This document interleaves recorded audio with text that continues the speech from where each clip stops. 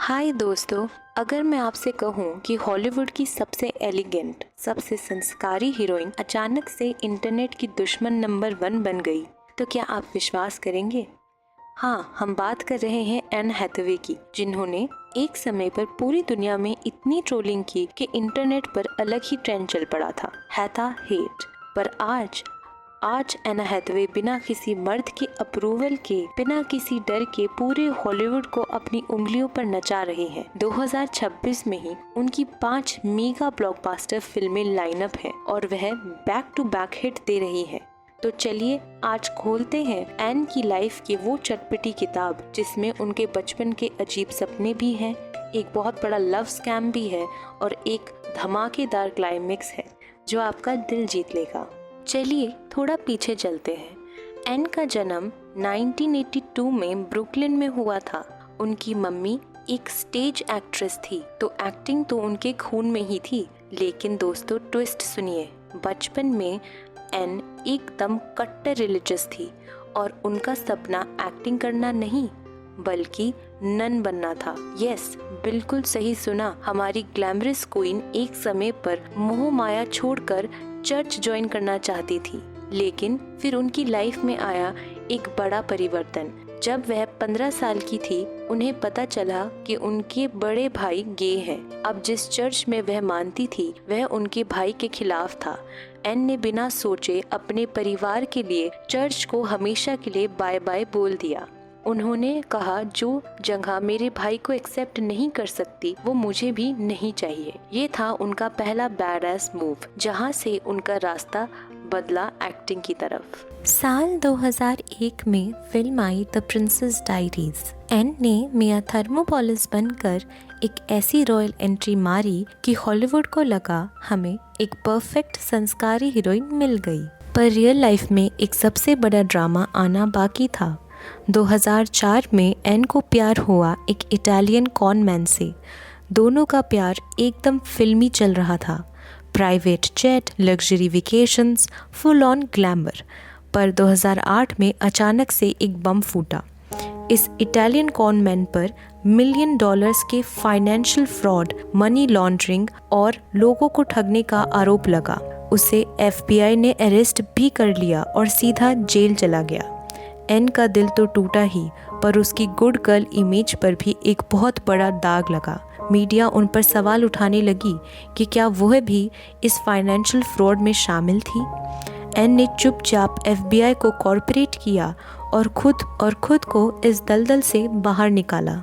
इस स्कैम के बाद एन ने सोचा, बहुत हो गया ड्रामा, अब चलेगा सिर्फ काम। 2006 में उन्होंने द डेविल वेयर्स प्राडा से पूरा फैशन गेम ही बदल दिया। और फिर आया उनका सबसे बड़ा मास्टर स्ट्रोक, साल 2012 की फिल्म ले मिज़रेबल। इस फिल्म के लिए एन ने जो किया, उसे देखकर सबके होश उड़ गए। उन्होंने अपने प्यारे लंबे बाल खुद छोटे कटवा दिए और फिर पत्ते खाकर 25 पाउंड वजन कम किया। उनकी इस एक्सट्रीम डेडिकेशन के लिए उन्हें ऑस्कर नॉमिनेशन भी प्राप्त हुआ।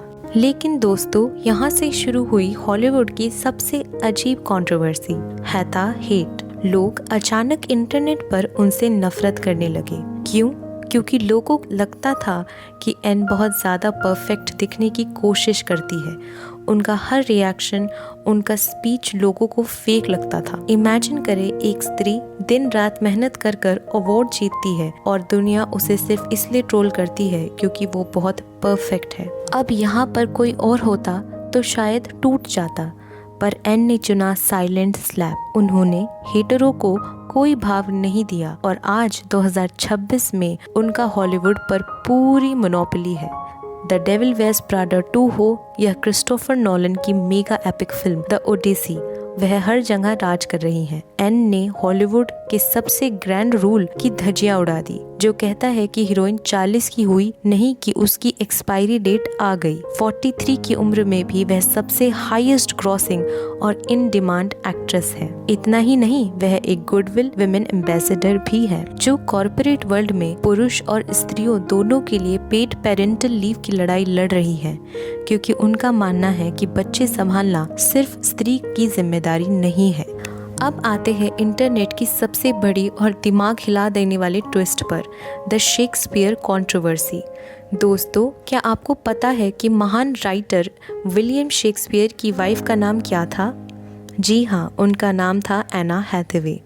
लेकिन कहानी यहाँ ख़त्म नहीं होती। जब लोगों ने एना हैथवे के रियल लाइफ हस्बैंड एडम शुल्मैन की शक्ल देखी तो वह दंग रह गए। एडम की शक्ल हूबहू विलियम शेक्सपियर की पोर्ट्रेट से मिलती है। इंटरनेट पर एक क्रेजी थ्योरी चल पड़ी कि शेक्सपियर ने मरते वक्त लिखा था वह अपने अगले जन्म में अपनी पत्नी को ढूंढेंगे और शायद ये दोनों टाइम ट्रैवलर है या रीइंकार्नेटेड लवर्स है। जब एना हैथवे से इसके बारे में पूछा गया तो वह शर्मा गई और उन्होंने कहा, ये सच में बहुत अजीब या एक ब्यूटीफुल कोइंसिडेंस है। दोस्तों, एना हैथवे की कहानी 2008 के इकोनॉमिक क्रैश से भी जुड़ी है। एक साइकोलॉजी के प्रोफेसर ने उनके चेहरे पर एक रिसर्च निकाल दी। उन्होंने कहा कि एना हैथवे का फेस बहुत ज्यादा शार्पली डिफाइंड और एंगुलर है, जो लोगों को उनके बुरे वक्त यानी इकोनॉमिक रिसेशन की याद दिलाता है। इमेजिन करो, जब इकोनॉमी खराब होती है तो लोग उनके चेहरे से नफरत करने लगते हैं क्योंकि वह बहुत सीरियस लगती है, और जैसे ही मार्केट अच्छी होती है लोग जेनिफर लॉरेंस जैसे राउंड बबली फेस को पसंद करते हैं। Can you believe it? Anne Hathaway की यह चटपटी लाइफ स्टोरी हमें एक बहुत गहरी बात सिखाती है। यह दुनिया आपको हमेशा जज करेगी। कभी कहेगी आप बहुत खराब हो तो कभी कहेगी कि आप बहुत परफेक्ट हो, पर आपको किसी की सर्टिफिकेट की ज़रूरत नहीं है। आप अपने टर्म्स पे जिए, अपनी लड़ाई खुद लड़ें और अपना क्राउन कभी गिरने मत दें। अगर आपको एन की ये पावर हाउस कहानी पसंद आई तो आप वीडियो को लाइक शेयर ज़रूर करना। मिलते हैं अगली वीडियो में, तब तक के लिए stay bold, stay bad S.